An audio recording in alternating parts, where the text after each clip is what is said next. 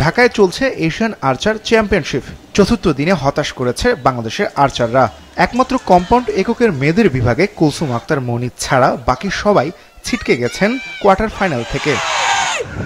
মনি by পেয়ে খেলেন শেষ ১৬র ম্যাচ, যেখানে তিনি ইরানের ফাতিমাকে হারান ১৪৫-১৪৩ স্কোরে। কোয়ার্টার ফাইনালে মনির প্রতিপক্ষ ছিল ইনোসোভা, সেখানে তিনি ১৪৬-১৪৪ স্কোরে জিতে ওঠেন সেমিফাইনালে। কুলসুম আক্তার মনির সেমিফাইনালের প্রতিপক্ষ ভারতের পৃথিকা। ১৩ই নভেম্বর দুপুরে হবে সেই ম্যাচ, যেখানে জিতলে মনি নামবেন স্বর্ণপদকের লড়াইয়ে, আর হারলে খেলতে হবে ব্রোঞ্জ পদকের ম্যাচ। কোচ যেটা আমাকে সবসময় বলে, আসলে আমার শুটিংয়ে একটু সমস্যা হয় মাঝে মাঝে, এটা আমার কোচ সবসময় আমাকে ডিরেকশন দেয়, আমি সেটা ফলো করার চেষ্টা করি।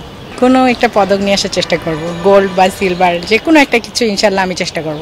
মনি এখনও ইয়ং, ক্লাস 10-এ পড়ে, তো সে ক্লাস 10-এ পড়ে, সে এমনি ফ্রিলি খেলে, তার আসলে নার্ভাসনেসটা অনেক কম। আমরা শুধু চেষ্টা করছি সে যেন নার্ভাস না হয়। তো আমাদের বাকি খেলোয়াড়দের মধ্যেও নার্ভাসনেস আছে। তো আমি মনে করি যে আমরা এই জায়গায় যদি কাজ করতে পারি, তাহলে আমরা খুব শীঘ্রই অলিম্পিক যারা কোয়ালিফাই করে তাদের সাথে হাইট দিব, এবং আমরা তাদের সাথে কোয়ালিফাই করে ইনশাল্লাহ খেলব। মনির সাফল্যের দিনে কম্পাউন্ড এককে বাকি আর্চাররা ব্যর্থ। কম্পাউন্ডে মেয়েদের এককে বন্যা আক্তারকে নিয়ে আশা থাকলেও তিনি শেষ ১৬ থেকে বিদায় নেন। পাশাপাশি ম্যাচ হারেন পুষ্পিতা জামানো। আর ছেলেদের বিভাগে ভুটানের তেশিতুমের কাছে হেরে শেষ ১৬ থেকে বাদ পড়েন হিমু বাছার। রিকাভ এককে ছেলেদের বিভাগে ম্যাচ হারেন রাকিব মিয়া, আলিফ ও রামকৃষ্ণ। আর মেয়েদের রিকাভ আর্চার হিসেবে ম্যাচ হারেন সোনালী রায়, ইতি খাতুন, শিমু ও মনিরা আক্তার।